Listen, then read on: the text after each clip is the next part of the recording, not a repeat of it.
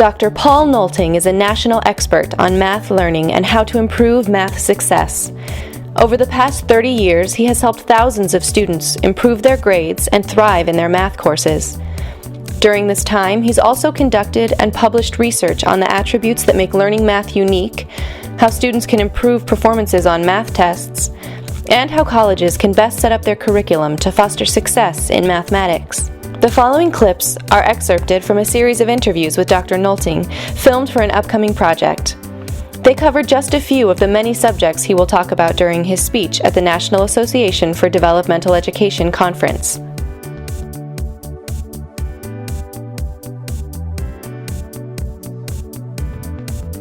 So why is it that you need a different set of study skills for math? How is it different? And why do you need to know math?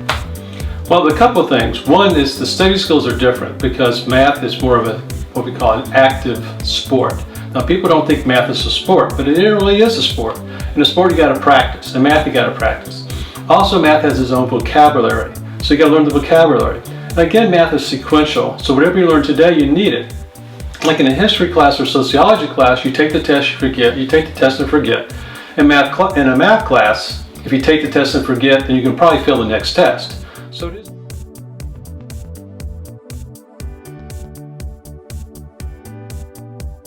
And what's the value in learning math or being successful at math? If you don't like it, why do you have to take it? You know, I asked that to my class, and I asked it to Peter the other day. He's one of my students. I said, Peter, what are you really here for? To have fun, make money, or both? And of course, Peter was honest. He said, to make money and have fun. Well, that's fine. I said, Peter, how much money do you really want to make? And he said, I want to make about $50,000, $60,000 a year. And I said, okay. I can tell you right now, you can probably go up to applied calculus. You probably will major in business. He said, wow, that high? I said, yeah, here's the rule of thumb. The more math you take, the more money you make. And that is true. So what we want students to do is become successful as much math as possible so they can choose the career they want, fulfill their lives, and then just move on.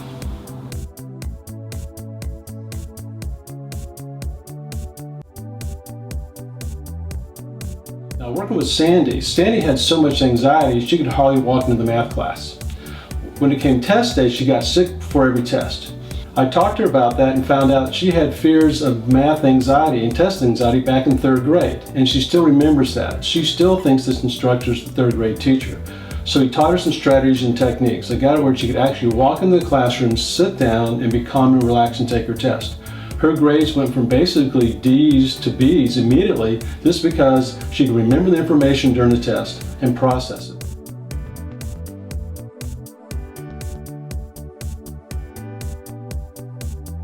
How does a student take back their power in their math class and stay motivated and feel like they're in control of their learning? Well, you just touched on something very important. It's called learned helplessness. I have a lot of students that gave their power away to everybody else. They don't believe they can be successful in math. They think they don't have the math gene. They just can't do it. So what happens is we got to teach them some strategies to make little steps, little successes. So we do what we call short-term goals. What are you going to do today to make you more successful in math?